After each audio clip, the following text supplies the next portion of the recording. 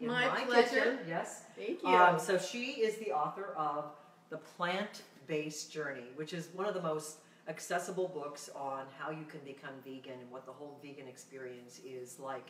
What I really appreciate about you, Lani, is that you just bring a really down-to-earth, grounded, real, accessible approach to being vegan. You know, to help people make that transition. I'm really excited to hear that because that's the voice I want to be. I want to and that's how I see you too. You invite people with wonderful food and a joy of living this way and eating this way that we attract people to this way of living more than we push them into it. So. No, it's absolutely true. I mean, we have to be good examples of it, and you know, all too often I find that vegans, some vegans anyway, are trying to achieve the certain perfection of veganism, whether it's for health or animal rights or whatever, and others look at those people that we put on pedestals and we feel like, wow, that's really hard to achieve. How am I ever going to get there?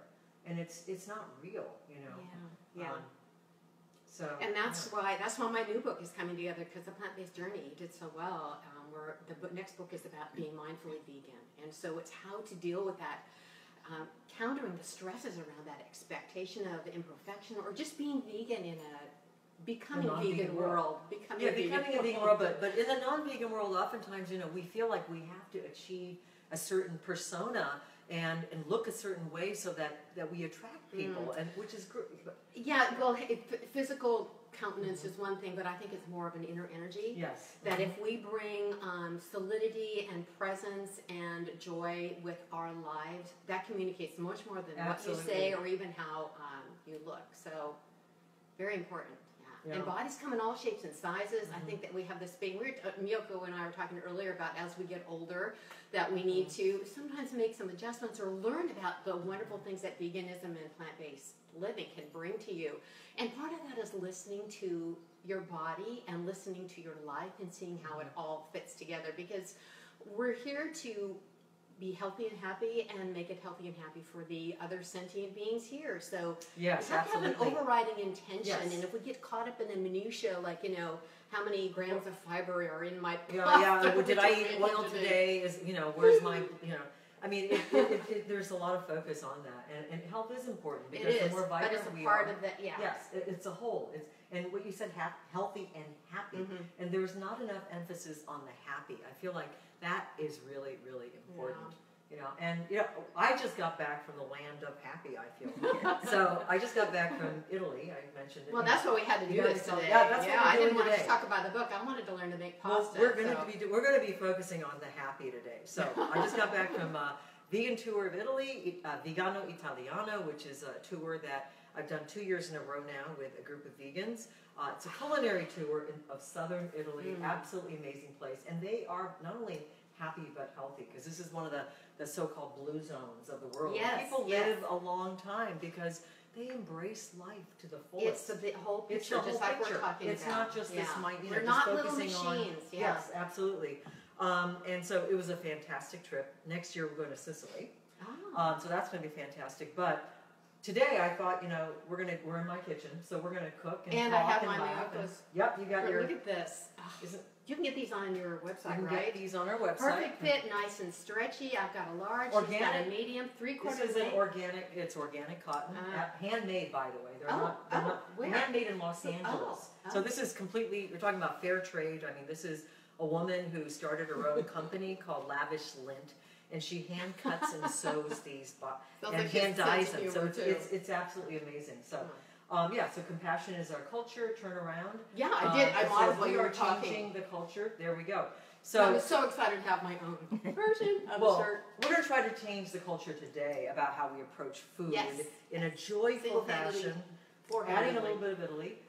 So in Italy, this is a culinary tour. We actually went to a cooking school in Puglia, which is in the heel of Italy, where we learned how to make orecchiette, which is the little ears, which is, you know, it's like, I used to see them and I go like, how do you shape these? Well, now I know how. So we're going to try to make it. But just to get started, traditionally the orecchiette is just served with, I'll tell you about those in a minute, with pomodoro, which is just a marinara pomodoro sauce. So we're going to just get this started. So this is These are cherry tomatoes from my yard that you picked yes, for me. She's got this beautiful garden down there. Did Michael set that up? He did. Michael, yeah, my husband is the gardener. And they kept on breaking off in my hand, so I just had to pop them in my mouth. They're absolutely so sweet. And so, can I have another yep, one? cherry tomato sauce is very, very common in this part of Italy. Instead of Roma tomatoes? This cherry tomatoes is what they use there. So we're going to go sweeter than Roma. They are, they're much sweeter. I'm just going to dump them into this shallow pot here. And as you can see, what I got is, this is a beautiful Analon pot. You know, it's actually kind of funny. It was a gift from Analon to Miyoko's Kitchen, because we did a Facebook Live where, actually at Miyoko's Kitchen, not in my kitchen, and we didn't have any pots and pans. No, it was like we were improvising. I think Kathleen went across the street to the thrift store and bought some cheap things. So they shipped some to you? So they saw it and they said, you guys, you just have to have a beautiful set. So we got this beautiful pot. Or this whole box, this whole set. So I've got tomatoes in there.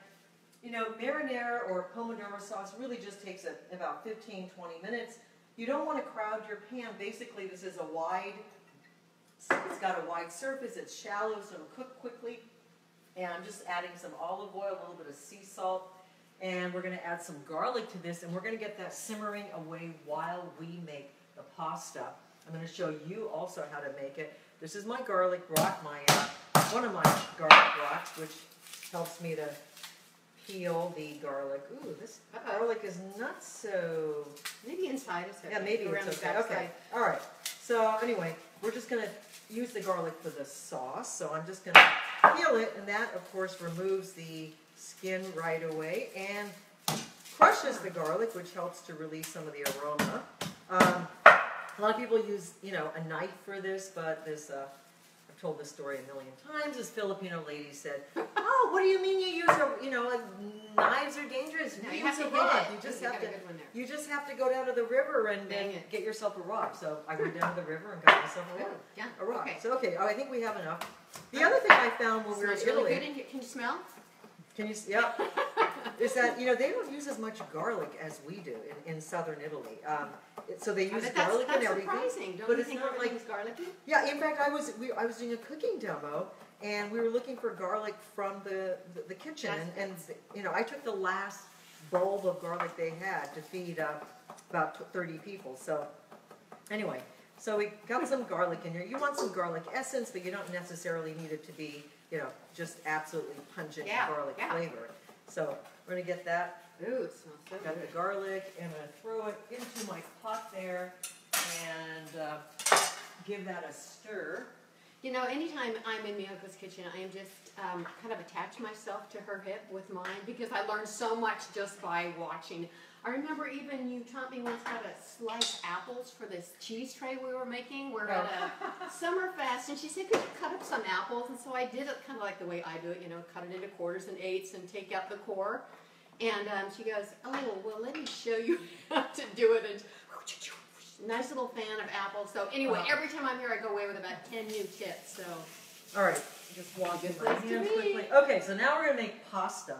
And hold on here, let me just get the garlic off so we don't have garlic pasta, although that wouldn't be a bad idea either. Okay, so in my book, once we get the pasta started, then we can chat about life. But we got to have food to feed the life. All the mysteries of life will be revealed here today, so do stay tuned. And we're doing we're doing a giveaway. Yes. What's the giveaway? We're going to go copy the plant-based journey. So to be announced, what to do to jump into the hat for the drawing on the copy of the plant-based journey. Okay, so actually what you have to do is comment about your favorite pasta dish, and we'll pick a winner tomorrow, and you will get a copy of the plant-based journey. Yeah.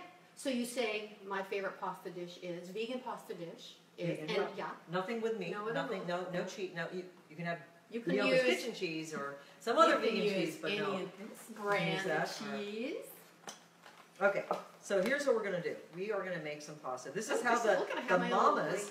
This is how the mamas showed us how to make pasta. Now what you're going to do is, and you can just do this is semolina, so this is a high protein wheat. It looks like corn. It's a little rougher.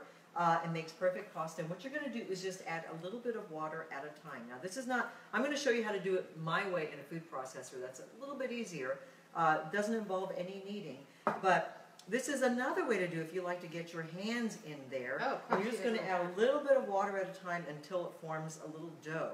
And then so is this what the semolina looks like when you buy pasta that says it's made with semolina? Right. It doesn't look yellow though. No, this is, well, maybe that's when it dries after that. It will get a little whiter as it dries. Now you just want to keep adding a little bit of water at a time until it comes together. And then you have to knead it, which, you know, Americans don't like to do things that require getting their work. Yeah, so we're going to do the food processor method, which is what I have in my book. But we do have to get this started. Okay. So this is the little ears that we're making?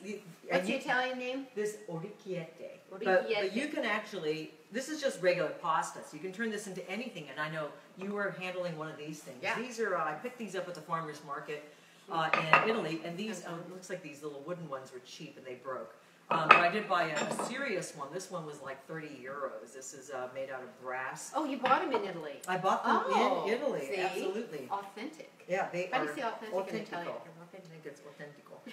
But anyway, yeah, no parlo italiano. Sounds like it. So anyway, so you want to get looks it. like I'm doing So you might need a little bit more. Let me feel. Pinch. Just a pinch, okay. And then you have to sit there and actually knead it. But the cool thing about this is that you can make as little or as much as you want. So if you just want a little bit of pasta, you can do this. Now my recipe is from the Homemade Vegan Pantry, which is right here, is I call it the Rustic 15-minute pasta.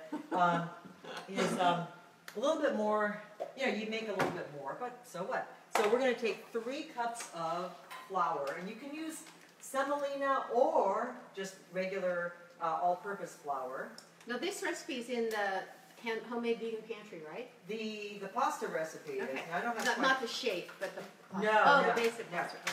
And then we're going to add, so it's a 3-to-1 ratio of flour to hot water. You want boiling water for this, which sort of activates the gluten, makes it easier. I don't have quite 3 cups, so I'm not going to add quite a cup of water. Now, would you maybe come home from a long day at Miyoko's kitchen and say, I think I'll make some pasta, and actually get this out and do this? This is actually kind of meditative. Yeah. I mean, it's so easy. Okay, so I got the semolina and the hot water in here. I'm going to turn it on, and we're just going to let that is a nice. We're going to let that knead it rather than our hands. So you could do this. That's fun. And then, but this is also kind of fun. You just kind of keep working the dough. So you get the family involved, get the kids involved. Well, getting the kids grandchildren involved. But what if you don't have kids or grandchildren? You know, you just play by yourself.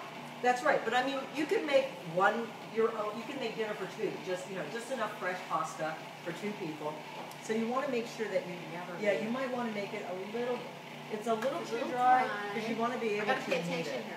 You want to be able to knead it. So, okay, yeah, because this is more like a little too kind of Play-Doh. You want to make it a little bit softer so you can kind of work the dough. And otherwise it will just fall apart. Yep.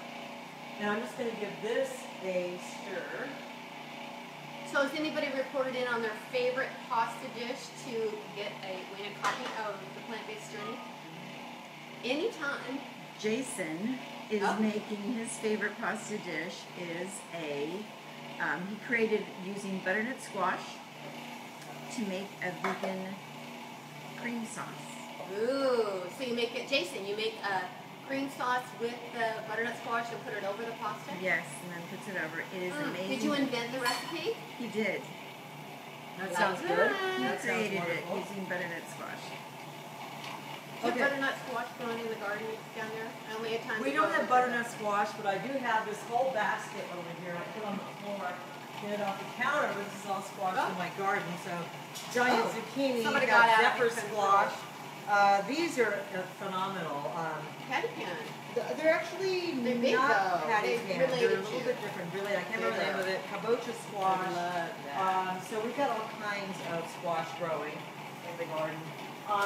So you know this. Let me take a look here at so this is kind of breaking up into little beads, and then it's going to all come together in one whole ball, and that's when you know that it's ready. So it's broken up now, and now it's coming together. Can you see in the ball there? How's this, boss? Oh, okay, that's looking much better. You got to keep working. It's got to be completely smooth. But see, this is what women in Italy do. They get together and they make pasta together, and they chat all day long. They talk about life. They talk about their men. They talk about their, all the issues in their lives. And this is, women don't do that in the United States. I mean, they don't get together and cook a meal together. Not anymore. It's all kind of an individual thing, right? And isn't it nice to be in that? Like when I've been to Italy several times, and as soon as I walk off the plane, I have this sense of. There you go. There we go. It's covering our voice and stuff. I have this sense of everyone's more at ease with their bodies, enjoy food more, and have time to stop and talk or go to their friend's house and make pasta. It's true. I mean, Cynthia loves making vegan lasagna with tomato sauce, roasted butternut squash, and canned pumpkin. Oh yeah, a lot of people like with, butternut squash. Along with sage on top and vegan ricotta. Yeah, that sounds wonderful. We'll be right over, Cynthia. So, I mean, really, I think the key is cooking has become kind of a solitary, lonely activity, don't you think? In some ways, you just cook by yourself, and it can be meditative. But I never think of it as a community thing, because that isn't part of our culture. But you just had that experience, so how nice to connect with that. Yeah. But cooking used to be a community activity back in the day. I mean, women, it's throughout the world, people do get together and or even I remember in a village or my aunt would can vegetables and fruits with other people and other women in the neighborhood, and I remember that. Right. So you want to kind of stretch it like this, so it becomes. See, you see how fast it is in a food processor. I mean, it's perfect dough. Okay, and I'm going to just give this sister. Oh, look at this lovely sauce. Look how quick. It's only been like 5 minutes. Look how beautiful that looks. Do you see? We're going to add the basil only at the very, very end, though. So you just wilt it? We're just going to kind of wilt it because we don't want the flavor to diminish. So we want it to be vibrant flavor. So this is almost done.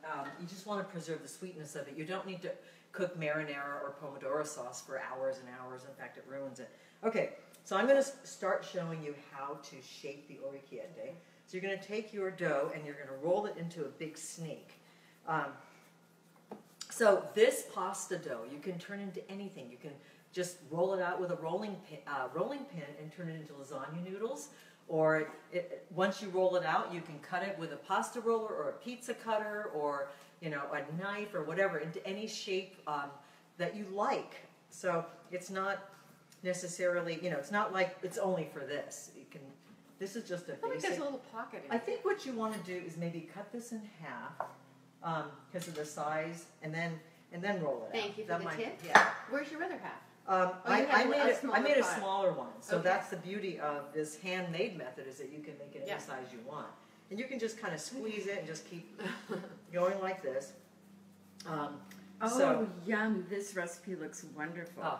Creamed cashews, lemon and basil sauce over grilled asparagus with cherry peppers and pasta. Oh, that sounds really, really good. I'm getting hungry, and that's why we're making lunch here. I'm making that one tonight. Yeah. Who was that? Whose idea was that? Charlotte Laurie. Thank you, Charlotte. That sounds so good. Okay, so I know you're writing a new book. Yes. And can you tell us a little bit about that? It's about mindfulness and veganism, which is kind of redundant in a way, because actually when you're vegan, you're being mindful in a way that people who are just eating without a consciousness or attention to that aren't. But as we know, as a vegan in a becoming vegan world, as I like to think about it, there are certain stresses that we encounter, whether it's just at the family dinner or at the business lunch or at the restaurant or just conversations. And I think that, based on, I did a lot of surveys preparing for the book, and people are looking for how can I deal with, be more effective as an advocate. And I see advocacy, everyone who's just eating vegan is an advocate, but there's activists, which is a little bit more, more outspoken. So I think there's a whole realm there. So what do you think is positive and impactful activism? The first thing is the connection that you're going to have with people that you want to make a connection with, that they're asking about veganism, is who you are. and your presence about what you are doing. If you're kind of dour and disconnected and there's a lot of anxiety, that's what people are going to perceive. So it's not about holding signs up and banners. It can be if that is your style, and it can come from we still need to take action. We don't want to be passive. But it can depend on how we do that and how we communicate. And that gets real specific to circumstance. But the first thing is, for most of us, that's not necessarily where we're going to find ourselves, but being an effective presence of expressing joy, happiness, health, and a resiliency with this lifestyle and the heart that goes with it. Oh gosh, you made an ear. Is the most important thing. So you can cultivate your brain to actually, by specific things you do with mindfulness, to build more compassion, more peace, more happiness, reduce sadness and depression, so you're a happier person, and you have more presence when you are with someone speaking about something that is so important to you. Okay, so you're really talking about working on yourself, really, in a way, to make... That's the foundation, because, and I know that so many vegans are just, we're just so, we have to change this problem, we need to move outward, but if we're not as effective as if we have a solid sense of presence and equanimity. Equanimity is, don't you think that's important when you're talking with someone? Yes. And we tend to get locked into these brain locks of vegan conversations. We've had maybe a few disastrous ones in the past, and the anxiety comes up, and it's a way to navigate all that. So, and the other thing is just that some of the issues that are common to every eaters of all kinds, and that is like mindless eating or stress eating, and not being mindful of that, which creates a lot of personal suffering and pain through the mindfulness. Okay, let me just show you what I'm doing. So, I wasn't watching. Okay, it's okay. I'm going to show you right now.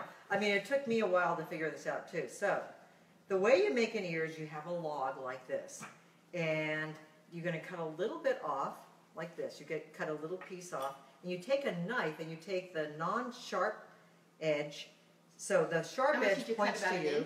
No, much less. Like I'll show you. Just watch this first before you cut, and then you roll it on a wooden. It's got to be on a wooden plate, and then you turn it over, and you make a little ear like this. So let me try that again. That one didn't come out so good. This one came out pretty nicely. All right, so you're going to cut a little, like a third of an inch or so, and then you take your knife. Oh, that's way too much. But mine's thinner than yours. No, it's still too much. Okay. Yeah, so it'll just be smaller in diameter. So then you take, so it's going to look like this. You're going to take your knife, and so you don't roll it out. But so I'm probably matched as long as okay.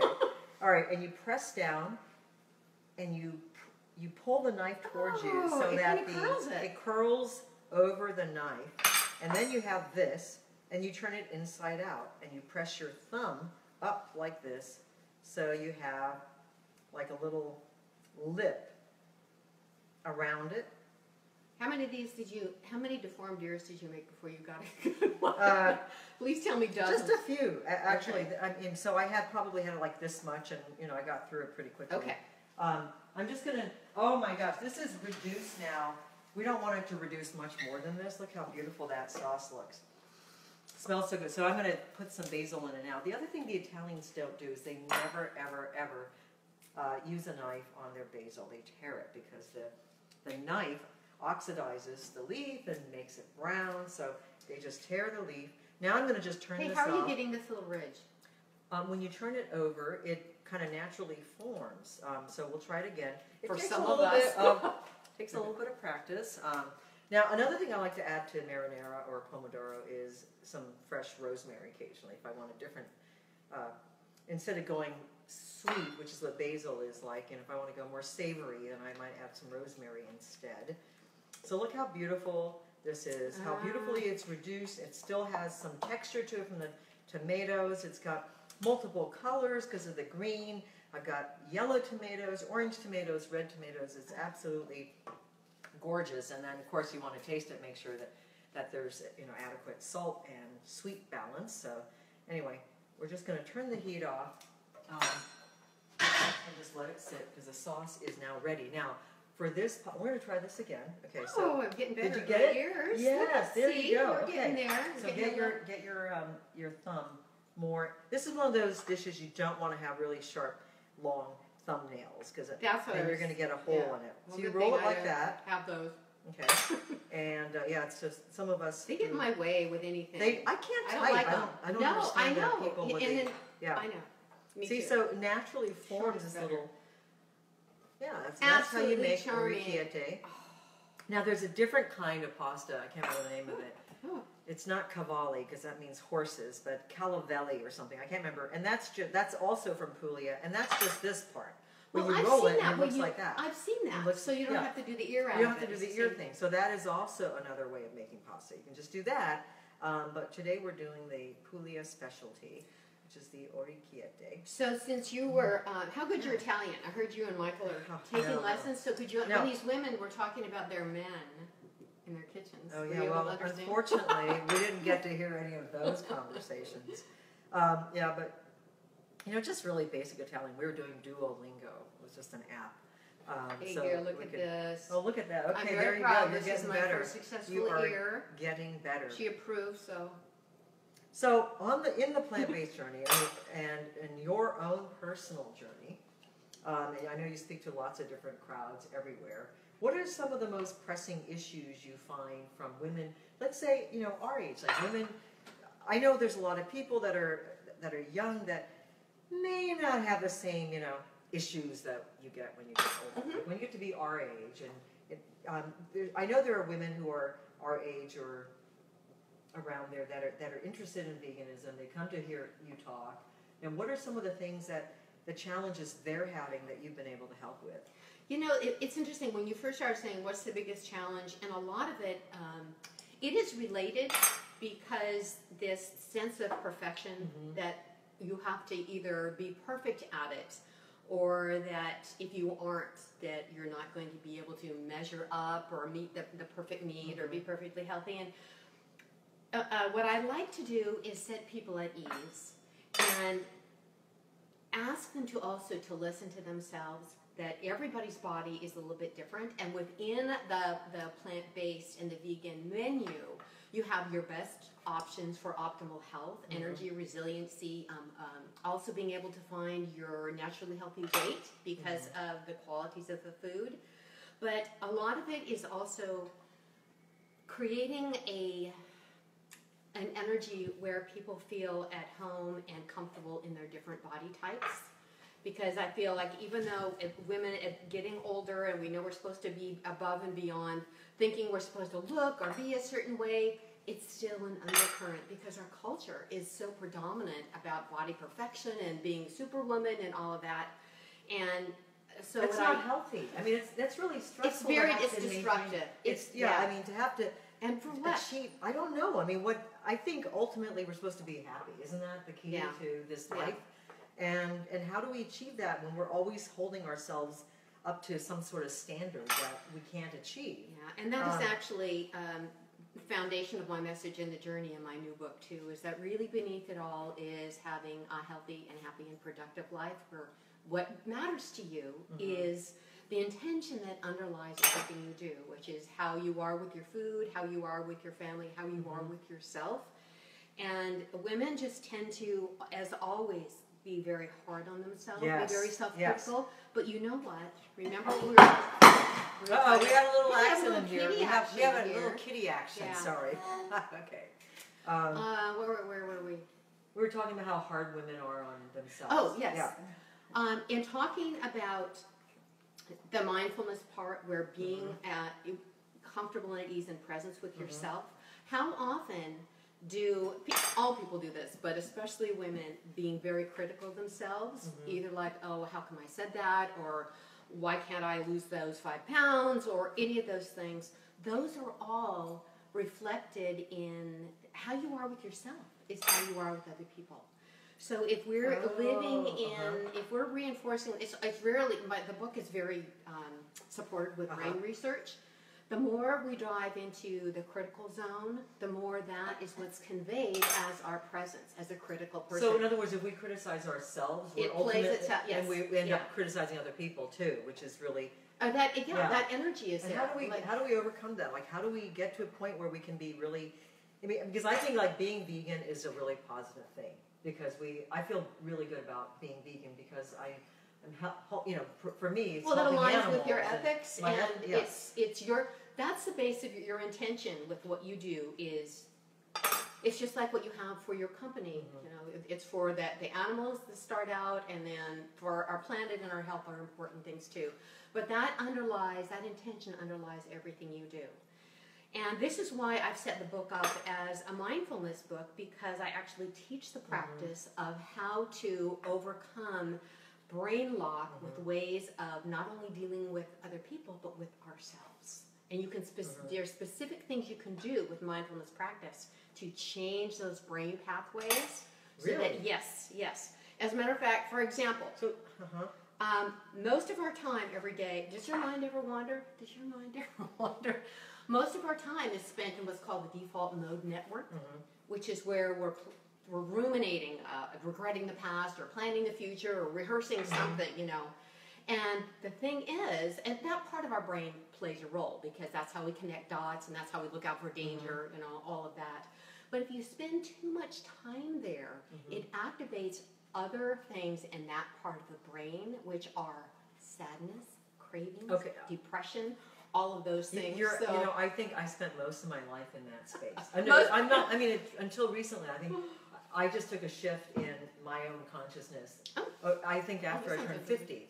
But I mean, prior to that, I think I spent most of my time thinking about all the things I had done wrong, and where I was inadequate, and I think that I set myself up. Yes. Yeah, I set myself up for failure. I mean, I couldn't succeed at things. I didn't do well at things because I was so hard on myself all the time. Well, it just creates a sadness too. It does. It creates a sadness. Yes, absolutely. So this is the idea with a mindfulness practice, which is really very simple, and I teach it in the book.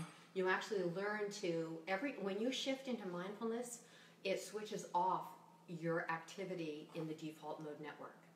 So you can actually control during the course of the day, not letting yourself succumb to being in these sad states or depressed states, which then leads to greater happiness and a better presentation with helping others with what you want. Okay, except you have to keep your hands working on the orecchiette instead of doing this. I'm just being Italian. Otherwise, we're not going to have time. We're not going to. Okay, thank you. Good reminder. Thank you, teacher.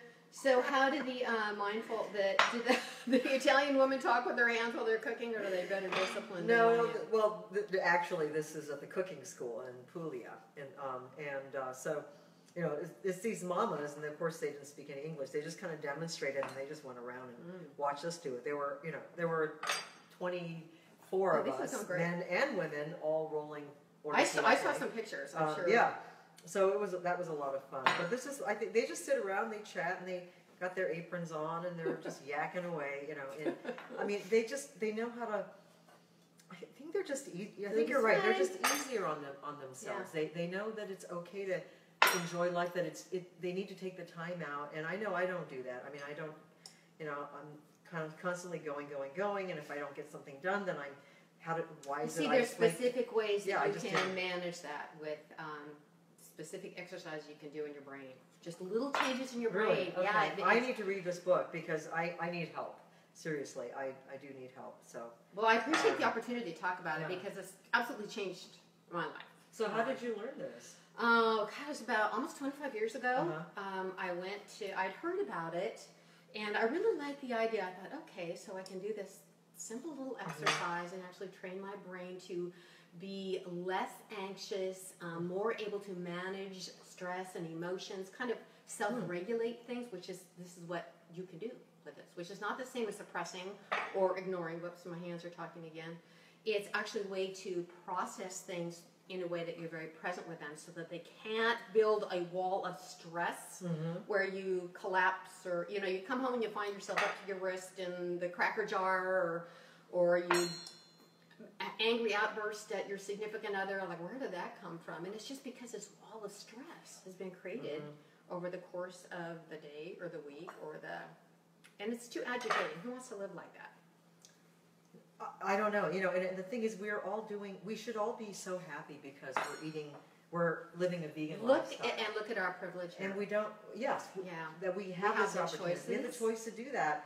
but we don't forgive ourselves for all the other things that are going on or not doing enough. And very observant.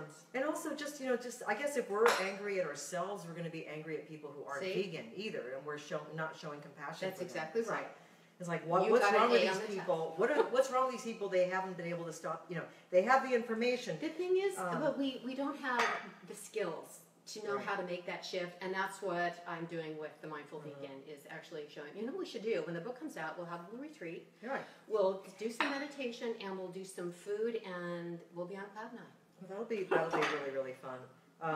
Because one thing that really bothers me is, angry vegans who have, I don't know, because we're supposed to be compassionate. We're supposed to care about. You see, this is exactly the point. If you need to be the change that you want to see.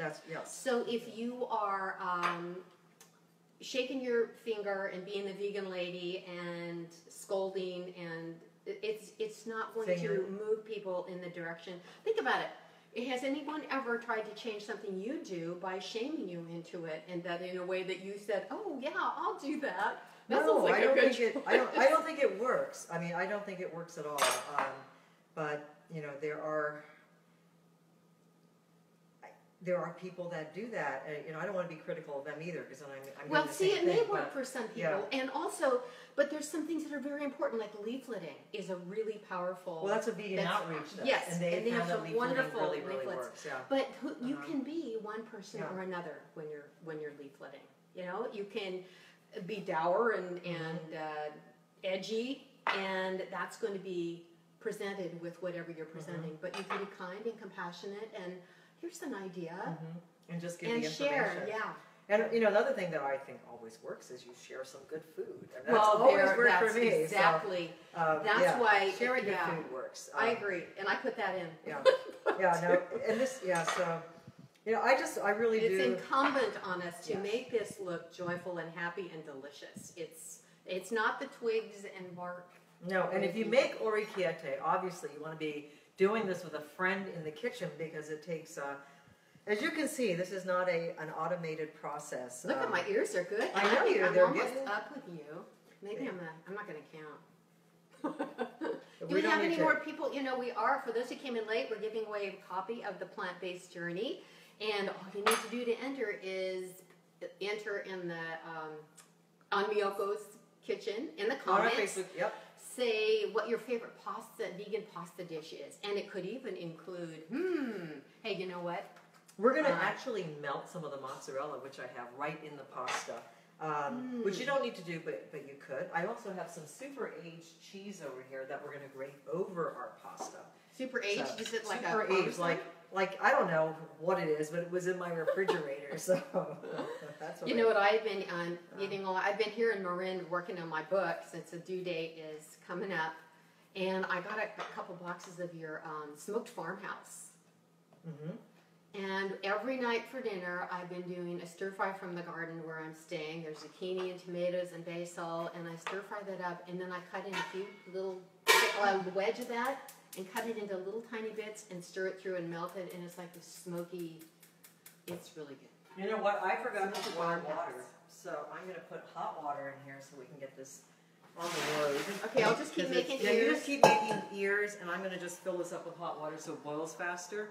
Can you see our ears, everybody? Can you see what the ears look like? Is that in camera?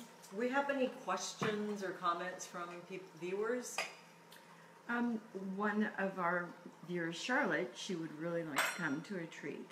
To a retreat. Oh, that's the one we're talking about, Charlotte. So how can people find out about things you do, Lani? What's your website? Well, LaniMuelrath.com, and if you don't know how to spell them, I think it's on the page. But you can go to theplantabasedjourney.com too, and I'll tell you what to do.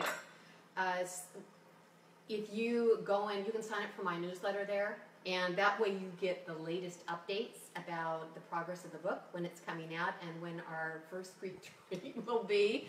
So that would be a good way to do that, a good way to stay in touch. So, Charlotte, yay, thank you. I'm glad it appeals to you. Kristen can't wait to make the pasta. Oh, good. She loves making a cheese sauce with boiled potatoes and carrots. Nooch.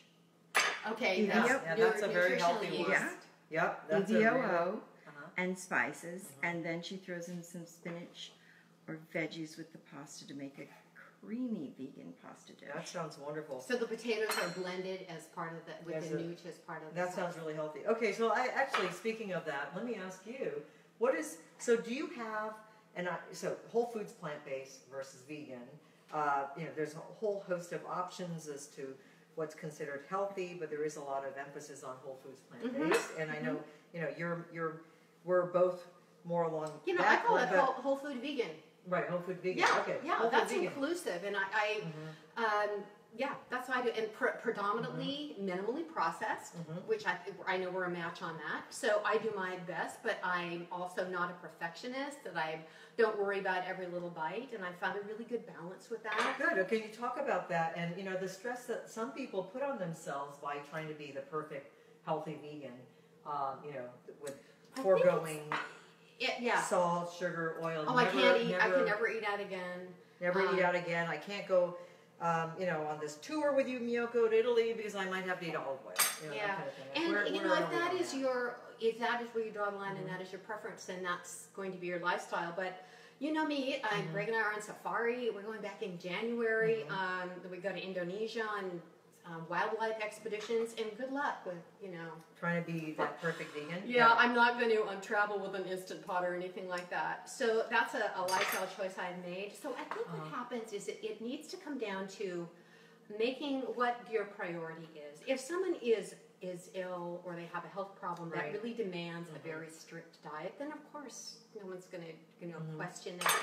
But if it comes to a broader sense of how does it fit all into your own life, then this is another way, this is how mindfulness can also help. Because what you do is you start to be able to explore what is going on in my body that's telling me I'm anxious about all these issues around food. And instead of telling yourself you shouldn't feel it or going with it or repressing it, you can actually learn how to be at ease with these different foods that encounter you or where you stand within the realm. So that was critical to me for being at ease around different foods, because I used to be like that too. I was dieted for years, on and off. And that's unhealthy. I mean, that's and it's not happy. I mean, that's that's what drove me to this. Doesn't that contribute to health? I mean, thank you. I mean, this is just something we don't think about. We just obsess with health, and we don't think about how miserable we are trying to be the perfect vegan. And then it's not very healthy. So what's the goal? What is the and goal that's where life? blue zony ideas come in too. There's some things we can learn from that, and everyone's relieved when they hear that. Like, I bet you there are a lot of people right now that are feeling, oh, what a relief, because these people are talking about food as it is in my life, and there's a lot of messaging out there about don't do this, don't do that, and the research. I tell you, I'm an academic, so I'm always looking into the research.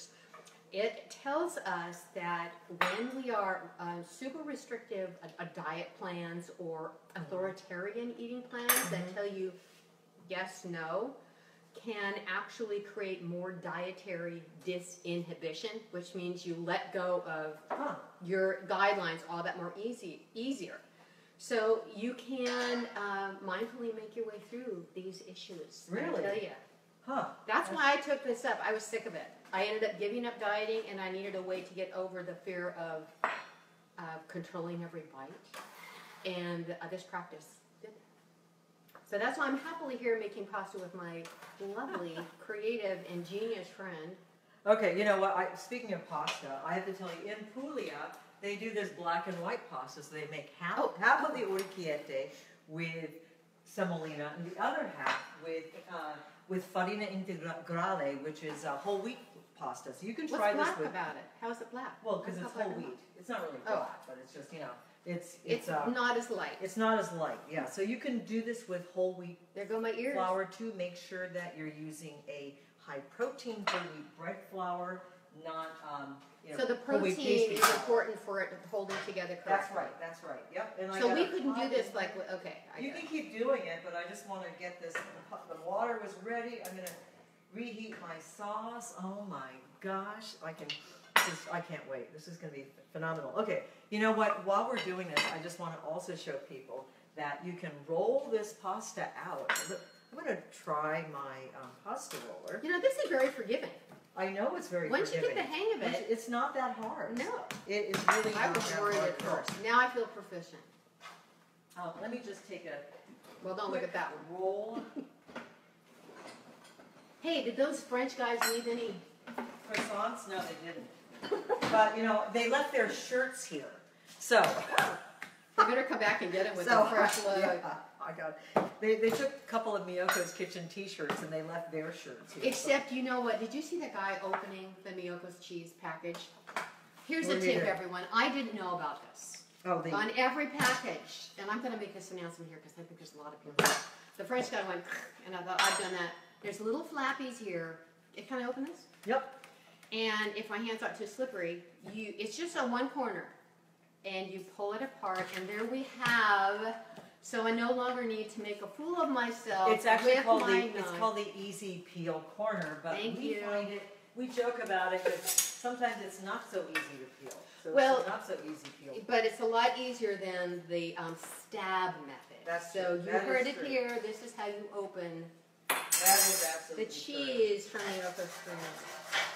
Oh I my had no God, idea. This is going to be absolutely phenomenal. Okay, I'm rolling out my pasta here. You know, you want to get it. You can with rustic pasta. Oh. You know, who's to say how thick it should be or how thin it should be? You want a really delicate pasta. Get it as thin as you can. If you want a chewy rustic pasta, you can make it a little bit thicker. But you know, you want it to be. It doesn't have to be paper thin. Right now, if I wanted a really chewy pasta, I would leave it like this. And this would be fat and chewy and delicious. You can make How long turn would this you end into up boiling that to? oh, like 2 minutes. It's almost ready. I'm just waiting.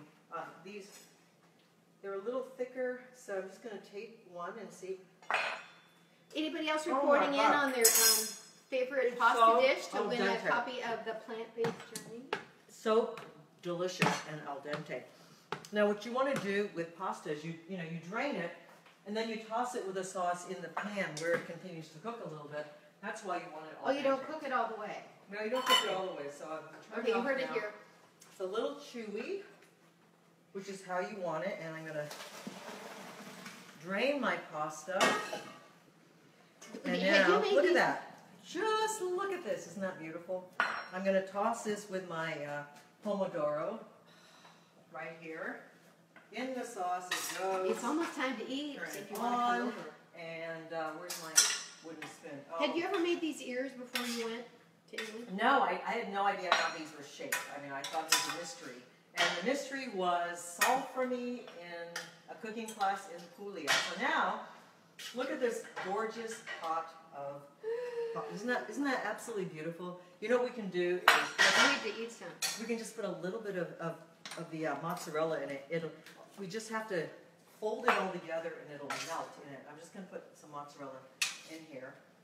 And I don't want to overcook it, so I'm going to turn the heat off and just stir it, and the mozzarella it'll be enough to melt it. Yums. Do you want me to still And then make we'll it plate ears? it up. Should I And still we'll make plate it it ears? up. I'm sorry? Should I still be making Yeah, ears? you can make some more. We'll have more for later. Okay, so Miyoko, there. we will post the recipe for the semolina pasta. We will. We can post the recipe for the semolina Oh, that pasta. smells so good. And here, look at this. Isn't this gorgeous? Isn't that absolutely gorgeous? We can put a little bit more basil in it, so it's fresh. And say hi to Zach. Hi, Zach. He's a big fan. Okay, Zach. I'm glad. Hello, Zach. Where are you, Zach? Look at that. Where are you Just take a tuning look. in from? Where is Zach? Don't know. Don't know. All right, but just take a look at that. And now you can serve it. I've got all kinds of utensils everywhere. I just want to try my pasta roller before we. I know we're supposed to eat the pasta right away, so actually I'm going to give you a plate. Well, we can't break that rule. No, we can't because we don't want pasta being. We don't want it to get all. You have forks? Mushy. Should I grab forks? Yeah, grab a couple of forks. Oh my God, that looks delicious.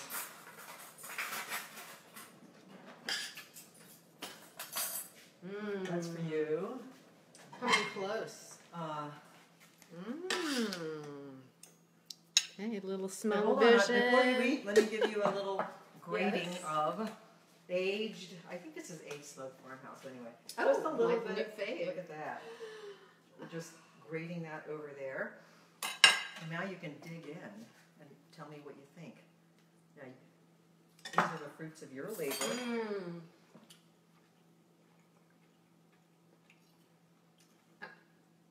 Perfection. A toast.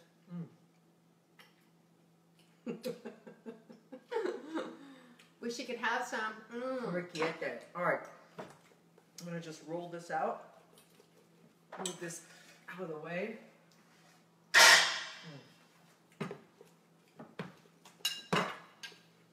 And we'll try one of these pasta rollers. And there's, what really the key to making pasta is you don't have to, you can do it any which way. You can take a knife and slices. You can make it uneven in terms of width. You can just use this for your lasagna. Have you used these before? I have not. I'm going to do it right now. I'm going to try this one here. This is the really heavy duty one, so we'll try that. So do you ever use those pasta machines where you put the stuff through and it... Yeah, I have a pasta machine actually. This is actually, I just found that it's too much trouble to have to pull the thing out. It's an Italian machine. It works really well. It's automatic. So if I'm doing a large party, I'll use that. If I need to make pasta for 50 people.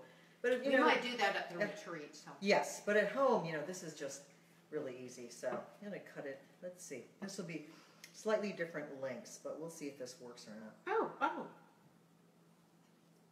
Let's see. I guess it takes a little bit more pressure. So I'm Is it supposed to cut all the way through? Yeah, I think so. I haven't tried this, so obviously I'm not putting enough. It's brass. Oh, it's really heavy. I didn't put enough pressure on it. I think I have to put more pressure. Let me see if this works better.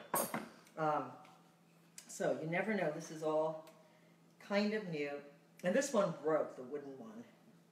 So, okay, so that one's not bad. I guess you have to put more pressure on it. But in the meantime, so I got fettuccine now. There we go. So, Plant-Based Journey by Lani Muelrath is part of the giveaway. For tomorrow, just tell us what your favorite pasta is. Today we made orecchiette, which I learned to make in Puglia, Italy, as part of Vegano Italiano, the tour that I led. Next year we're going to Sicily. And Lani's got a new book, The Mindful Vegan, which she's working on. Yeah, so we're just finishing her up. And we're going to spend the rest of the afternoon making more orecchiette and eating pasta. So I think that's kind of wraps it up for the afternoon. And hey, thanks guys for tuning in again. And we'll see you again in a couple of days. Oh, I got to tell you. Thank you. We have a couple of other special guests. Jason Robel, who is going to be visiting Miyoko's Kitchen on Wednesday, actually, just in 2 days. So we usually only do this once a week, but he's coming this week. So we're going to have him in my kitchen as well. He's going to make something, I think he said a persimmon bruschetta. Sounds wonderful. So tune in for that on Wednesday. And until then, thank you so much for joining us. So much fun. Yeah. Thank you, Miyoko. All right. Bye-bye. Bye.